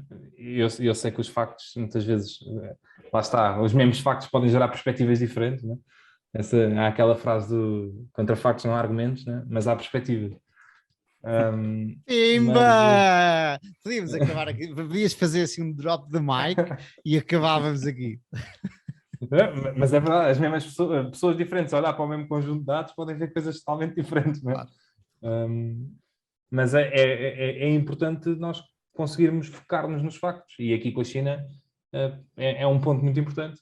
Concordemos com o sistema ou não, epá, eles têm vindo a vingar e a prosperar, e ainda agora, se formos ver pela maneira como eles geriram a sua economia, e isto só olhando para factos, sem entrar em questões políticas do Covid e da pandemia, foram das melhores economias na gestão da pandemia, e foram das primeiras economias a estar com um PIB já mais alto do que estavam pré-Covid, e a continuar a crescer. Quem diga que foram eles que fizeram o Covid. Exato. Não entrando em politiquices... Nem sabes como responder a tamanha patetice, não é? Não entrando nesse tipo de... E se o PIB é verdade ou não? Se aquele PIB está bem medido. Se o PIB está bem medido. Há muita gente que fala disso, então, mas como é que nós podemos confiar nos dados? Mas há uma maneira de ver minimamente, quer dizer, não é o PIB, mas de ver minimamente, ter alguma fidelidade para quem não acredita nos dados da China, que é no que toca às exportações e importações.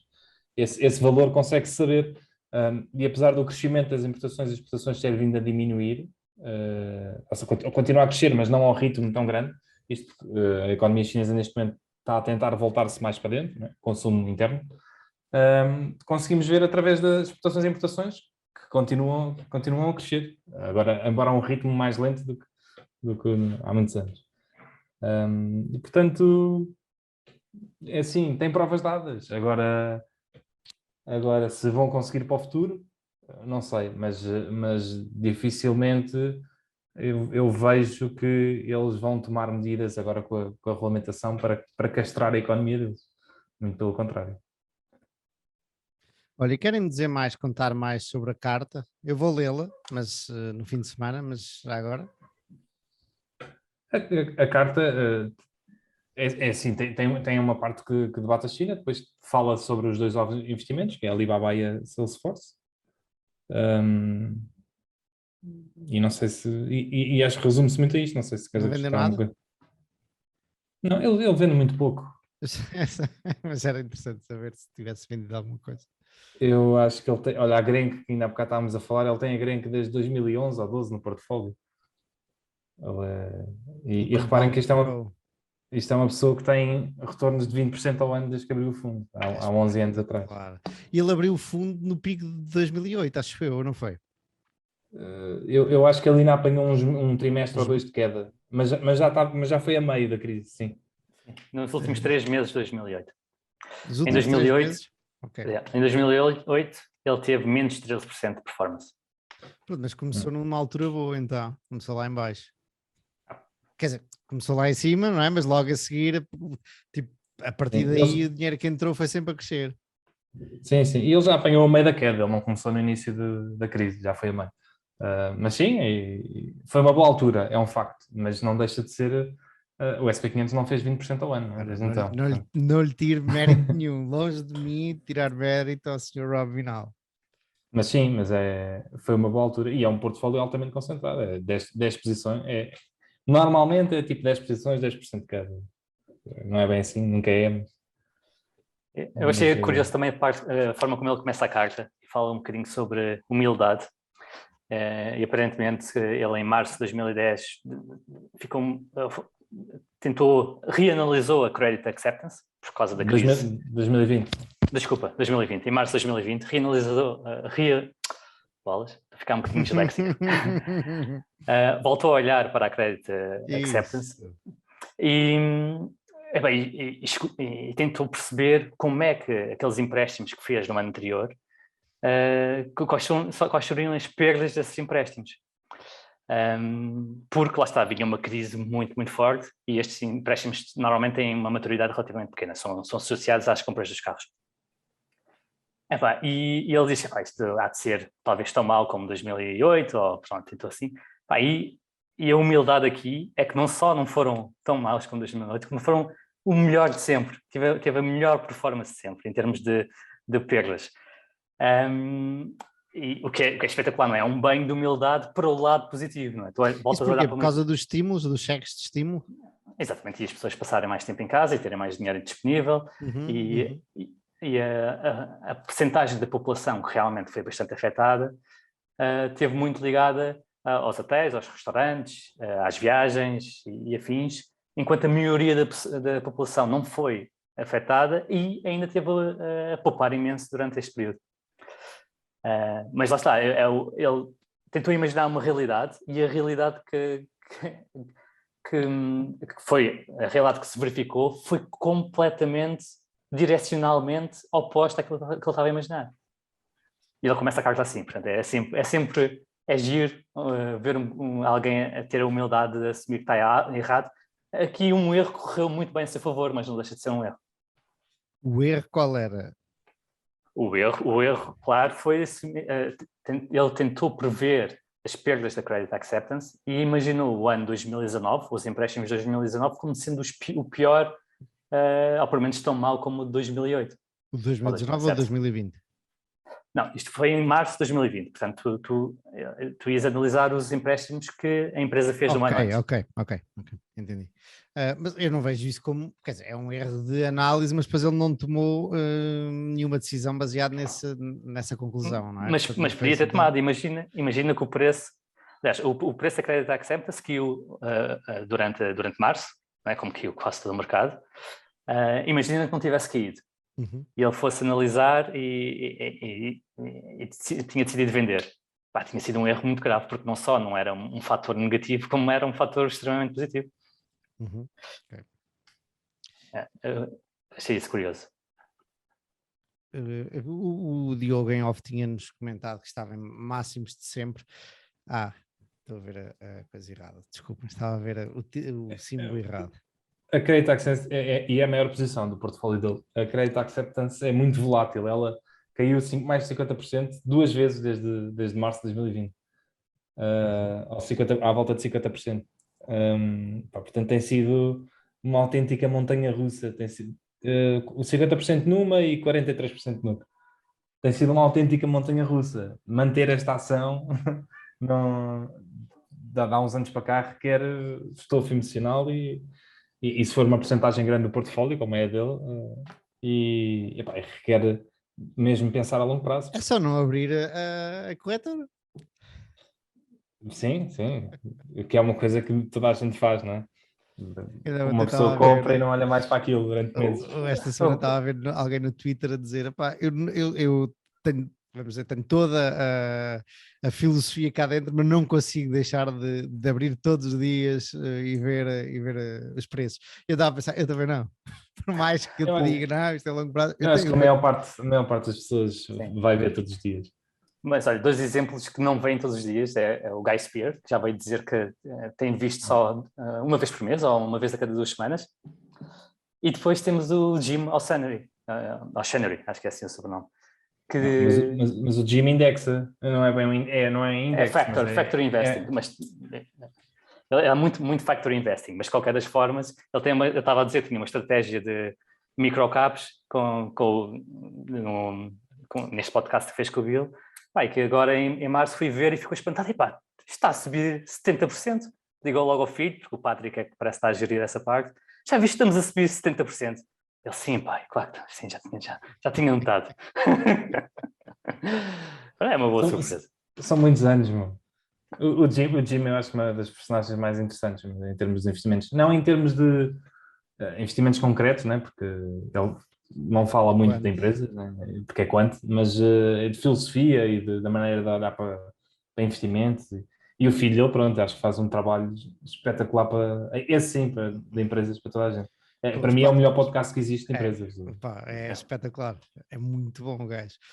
Eu lembro-me de ver em algum lado o Joel Greenblatt a falar do Jim O'Shaughnessy e a dizer que até o Jim O'Shaughnessy, porque ele é um investidor quantitativo, é tudo por métricas, muito mais do que qualitativo. E portanto, eu considero isto um bocadinho menos, falta-me a palavra, mas menos personalizado, ou seja, parece-me que afeta estas pessoas menos os drawdowns do que alguém que está mais. Alguém mais qualitativo parece-me que está mais envolvido emocionalmente com as empresas que tem. É a ideia que me dá. E o Joel Greenblatt estava a dizer que o Jim, que é um dos craques do investimento, não conseguiu, durante acho eu 2008, 2009, não conseguiu continuar, manter-se disciplinado e fiel à sua estratégia, e correu-lhe mal. Eu não sei porque é que ele disse isto, eu nunca fui estudar, mas agora lembraram-me e até vou tirar nota para ver se consigo ir buscar isto e depois ver a que é que ele se referia. Eu não, dessa história, ele conta outras histórias e fala muitas vezes disso. E é um dos exemplos que ele diz que porque é que ele é quanto, que é tu podes ser o melhor investidor do mundo e 99% das vezes está tudo bem, mas é naqueles momentos fulcrais, é muito difícil um ser humano não fazer as neiras. E às vezes basta fazeres uma vez durante 15 anos para a coisa ser completamente diferente do que era. E ele é muito cético em relação à natureza humana nesse aspecto. E se calhar por experiência própria, ele por acaso contou uma história lá no podcast com o Bill, onde ele não perdeu dinheiro, ele até fez algum, mas tinha feito tipo 100 vezes mais e num momento-chave tomou uma decisão errada que o fez perder, entre aspas, muito dinheiro, porque não fez aquilo que devia ter feito. E se não sabes o que foi? Não me lembro. Não sei se tu já ouviste isso também, Gonçalo. Eu já ouvi o podcast, mas não estou a lembrar do exemplo específico, não. Eu no outro dia cheguei a um esboço de ideia, que até eu escrevi, que foi qualquer coisa como, numa altura tipo Covid, tipo março de 2020, se temos uma empresa que durante anos deu provas, ok, vamos dizer a Credit Acceptance ou outra qualquer, mas que deu provas e que é uma destas empresas sólidas, muito bem geridas, excelente alocação de capital, etc, etc, e não sabemos bem se a vender ou se não a vender, porque, por exemplo, o Rob Vinal podia ter vendido porque muitas provas ou muitas evidências apontavam para que ela fosse sofrer bastante, aguentarmos essa decisão e acreditarmos, dar-nos tipo, o benefício da dúvida à empresa. Ou seja, se ela já aqui anda há tanto tempo, se aquele negócio foi tão resiliente durante tanto tempo, se estamos bastante na dúvida, não fazer nada e acreditar que elas vão continuar e vão prosperar, ainda que eventualmente durante 1 ou 2 ou 3 anos a coisa não corra assim tão bem. Foi a conclusão a que eu cheguei, ainda como esboço, e não tenho exemplos concretos, mas por enquanto é aquilo, é a regra, que se vier a acontecer amanhã um crash, é a regra que eu tenho para mim mesmo, é essa. Isso também, acima de tudo, permite ou ajuda-te a não vender no pior momento. Quando a aceitação negativa de notícias negativas sobre a empresa está ao seu máximo. Por outro lado, lá está, como tínhamos falado há bocado, as empresas que caem 50% também podem ser aquelas que vale mais a pena vender, ou não?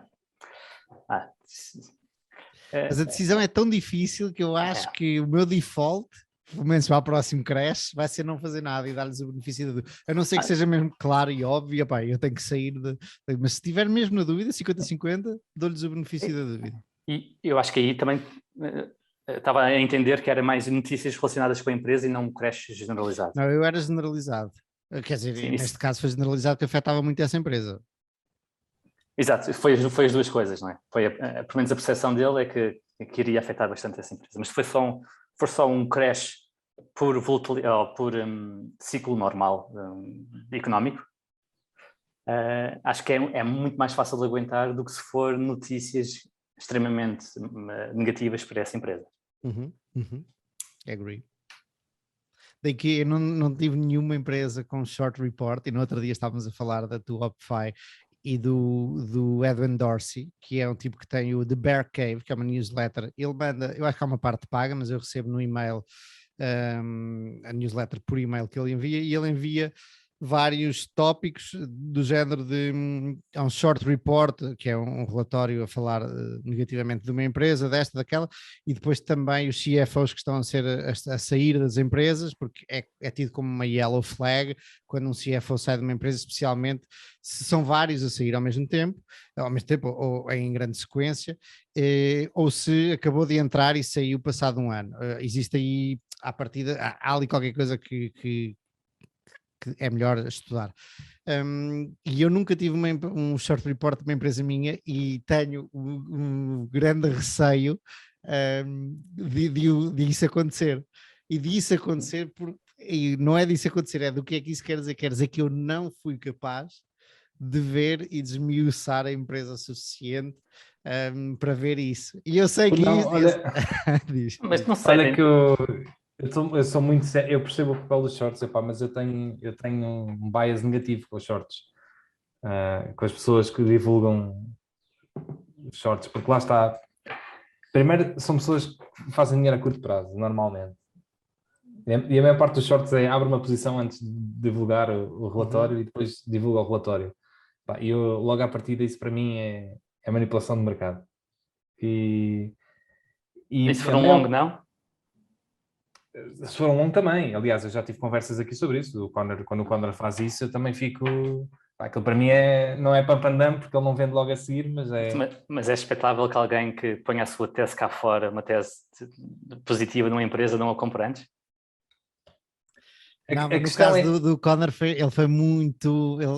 Sim, uma coisa é ser muito tempo antes que ia anunciar. Ele anunciou que ia anunciar. Sim, não foi espetacular, não foi...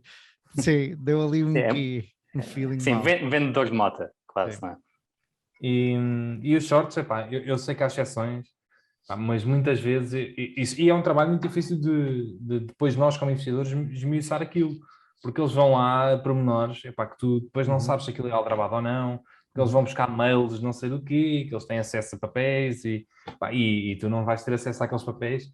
E, portanto, é muito complicado. Pronto, mas a história é depois e vai ser difícil depois saber se eles têm razão ou não, porque como eles vão buscar informação muito rebuscada, vai ser muito difícil de saber e normalmente eles vivem muito do medo, eles vivem muito de divulgar qualquer coisa que não seja, tu não consigas provar, nem que é mentira, nem que é verdade, mas vivem de medo, mas se tu sentes que aquilo puder ser verdade... E obviamente que há exceções, mas eu dos relatórios que li, e por exemplo li os da Grenk, e agora não me estou a lembrar do nome dele, é Viceroy qualquer coisa. Eu sou muito cético em esse tipo de coisas. Existem muita gente que shorta e que não anda a fazer esse tipo de divulgação. E eu percebo que, por exemplo, fraudes, deve haver... Uma coisa são fraudes, outra coisa são É outro tipo de divulgação de shorts, faz um bocado de confusão. Sim. Esta acho que foi a primeira empresa que eu tinha no meu portfólio e que saiu um relatório short.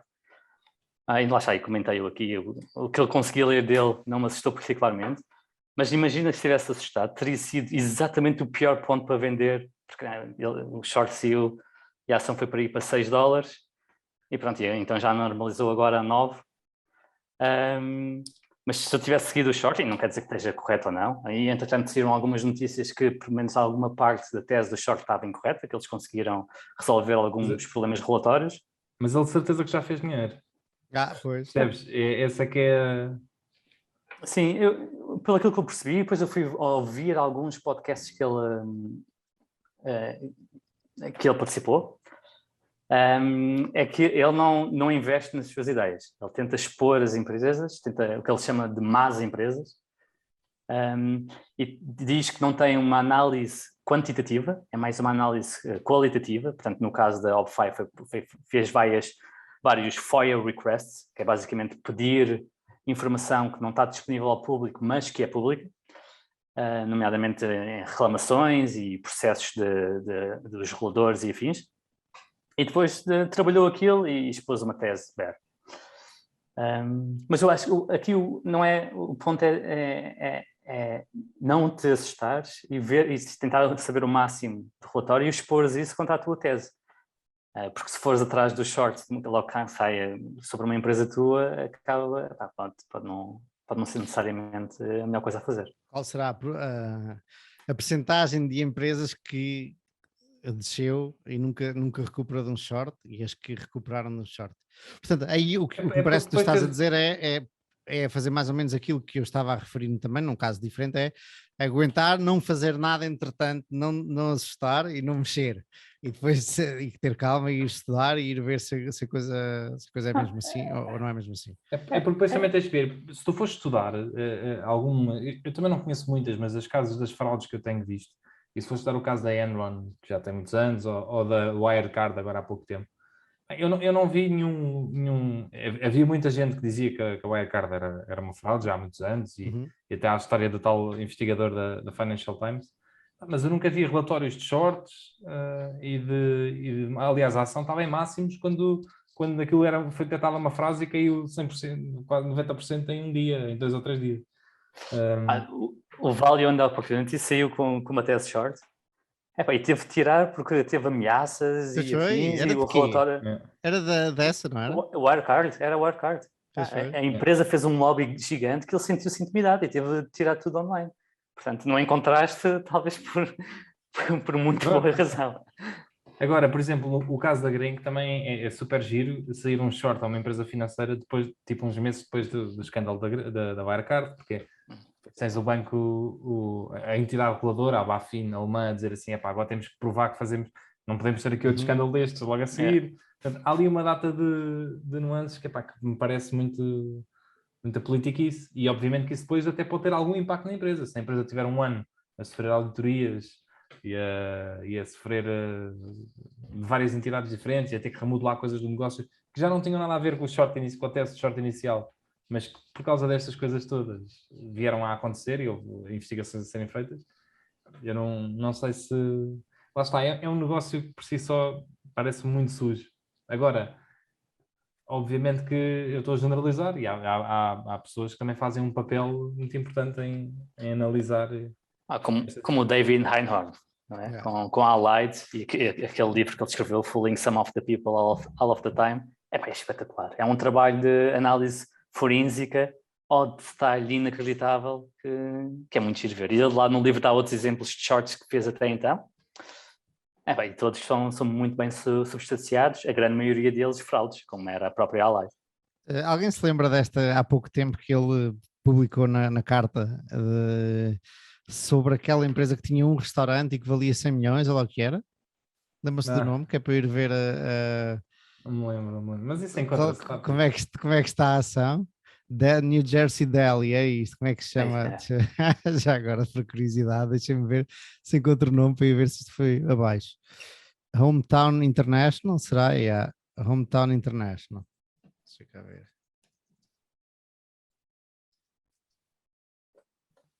Não, é que pá, caiu um bocado, mas está. Mas é que. Olha, Mas não esse- caiu nada. Quer dizer, caiu de 14 para 12? Como é que é possível?